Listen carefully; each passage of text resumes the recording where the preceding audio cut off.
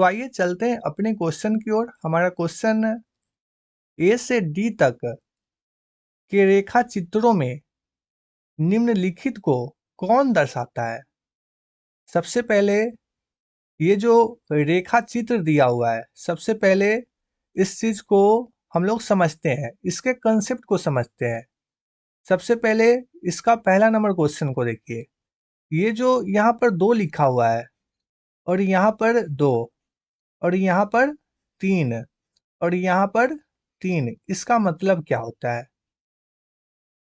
हर एक चीज को आपको समझते हुए चलना है। इसका मतलब क्या होता है, तो इसका मतलब होता है दोस्त मेरे फिगर की संख्या, यानी कि यहाँ पर कितना वृत्त है, पहला वृत्त, दूसरा वृत्त और तीसरा वृत्त, यानी कि यहाँ पर वृत्तों की संख्या कितना है, तो 3 है।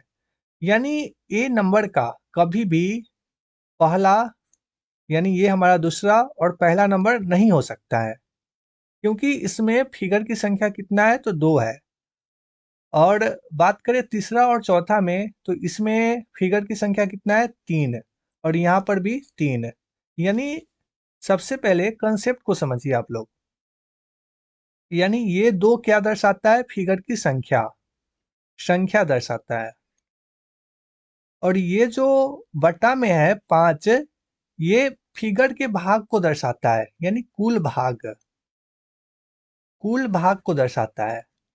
और ये जो दोस्त मेरे 1 लिखा हुआ है, इसका मतलब होता है कितना रंगा हुआ है, यानी रंगा हुआ। ठीक है। इसके बाद आप हर एक क्वेश्चन को सॉल्व कर सकते हैं। सबसे पहले फिगर की संख्या कितना होगा, 2 होगा, यानी कि या तो हमारा बी हो सकता है, नहीं तो डी हो सकता है। और टोटल भाग कितना होगा, 5। तो बी नंबर में टोटल भाग कितना है, 2 है, 1 और 2। और इसमें टोटल भाग कितना है, 1 2 3 4 और 5। यानी कि ए नंबर का, ये पहला नंबर का कौन सा ऑप्शन हो जाएगा, ऑप्शन नंबर डी।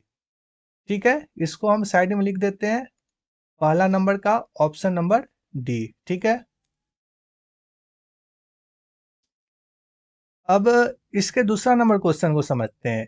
ये 2 क्या बता रहा है, फिगर की संख्या, यानी कि ऑप्शन नंबर ये वाला हमारा बी नंबर। और बटा में 2 क्या बता रहा है, इसके कुल हिस्सा को दर्शा रहा है। और ये जो 1 है क्या दर्शा रहा है, कितना भाग रंगा हुआ है। ठीक है। यानी कि दूसरा का दोस्त मेरे कितना नंबर हो जाएगा, बी नंबर।